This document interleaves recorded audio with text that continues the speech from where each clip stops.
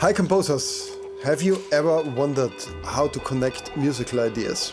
How to get rid of thinking in bars, mostly 8 or 16 bars? Have you wondered why some pieces sound smooth and others present segregated ideas chained up? I think it's a lot about transitioning from one energetic state to another to achieve a smooth topology. My name is Deno. Today we talk about transitions in music. Check out my channel, hit a subscribe and drop this video a like.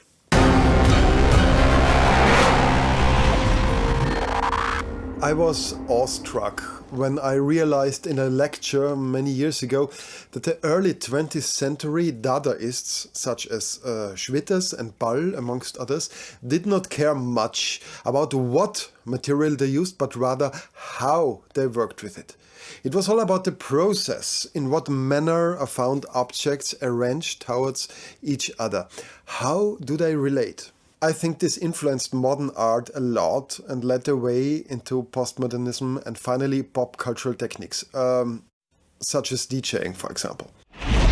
When we think about cinematic music, it often comes to my mind it is all so well-known materials. All harmonic ideas and melodic lines have been laid out before. So what is it then about? Right. The process between elements that transition from one known material to another.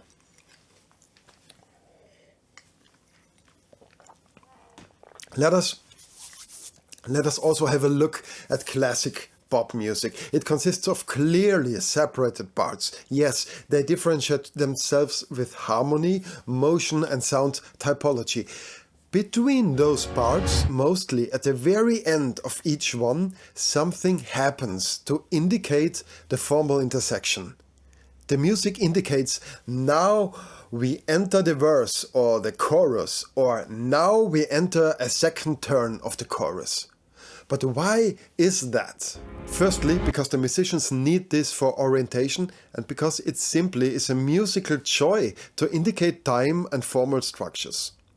Secondly, the audience needs it. Just imagine a movie having no structural indicators, such as cliffhangers or change of the plot's density at the end of a scene. It would be boring and hard to follow. The same applies to music.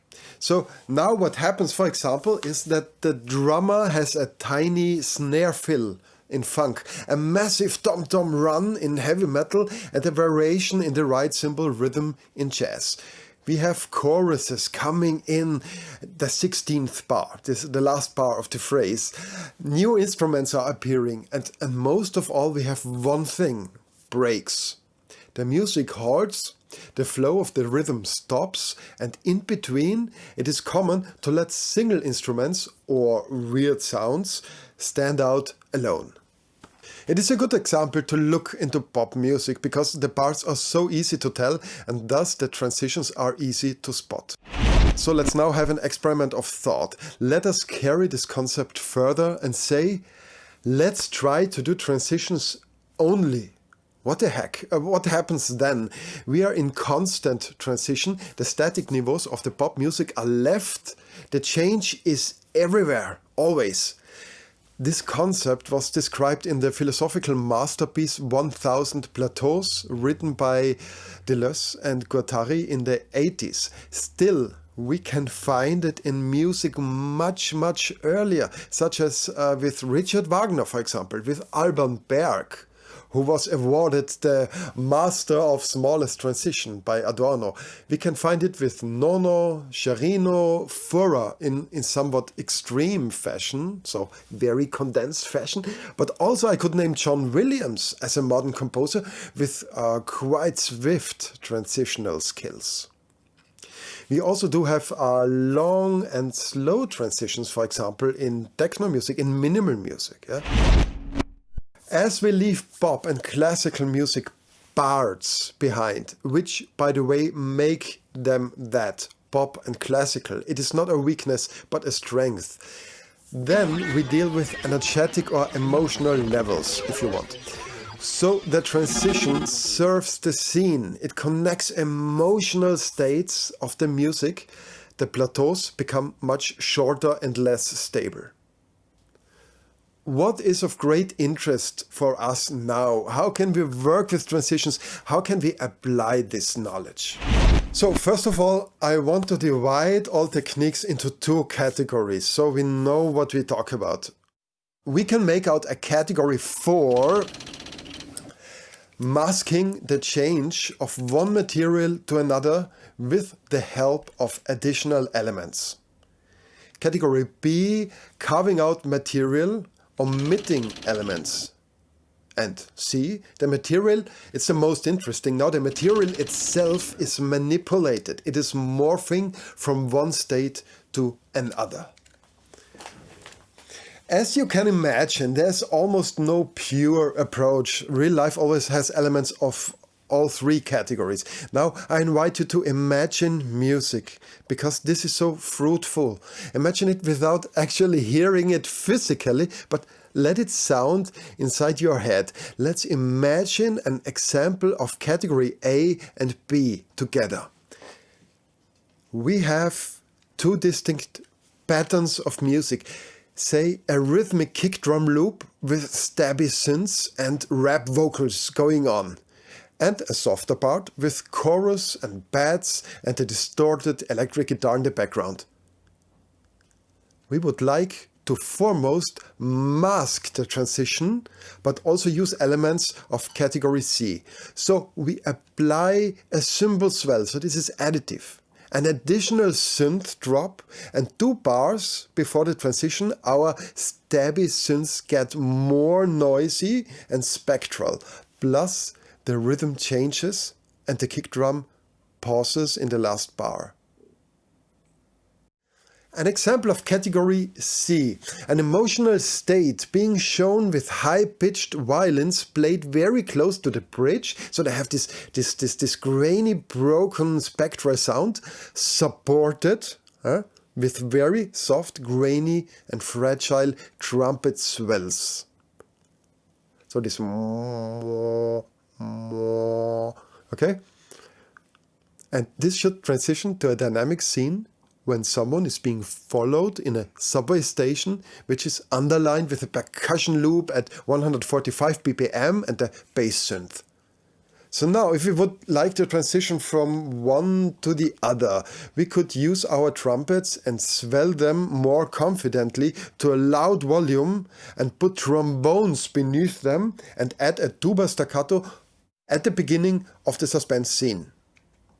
This is an example of morphing the trumpets from soft to very dynamic. In my imagination, the tuba staccato is still the trumpet sound, just extended.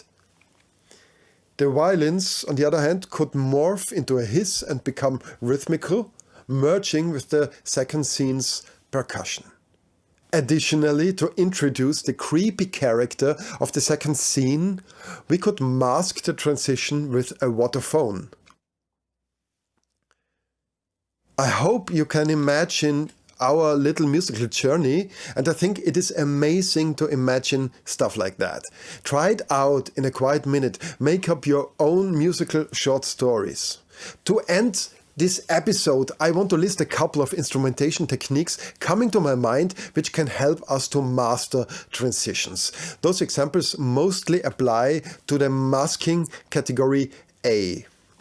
So, it's adding elements such as cymbal swells, flute or piccolo runs, violin arpeggios, all kind of string glissando effects, harp, piano, celesta arpeggios, timpani, grancassa and drum rolls, short motifs appearing in the 16th bar. Then we could apply aggravation, strong rhythms or pulses at the form's end. Applying anticipation, bringing in content of the next part, but before its expected start, thus blurring the edges. Manipulating the structure, omitting of the last bar of the form to shortcut the listener's expectation. Some examples from category B, altering and morphing sounds. So we can alter the density, we can alter the rhythm, we can alter the harmony. This is very obvious. We can morph the tonal content of an instrument, which means its playing technique. Morphing other parameters, especially with synthesizers, such as decay or filter cutoff.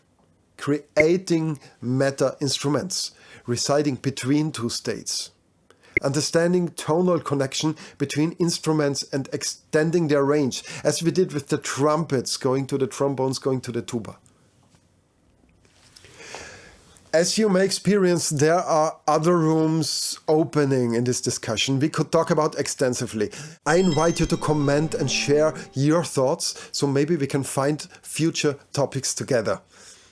Mostly I want to thank Jalen Anderson-Clark from Facebook's Composers Group to inspire this episode. Please subscribe and comment. Have a good one and happy composing.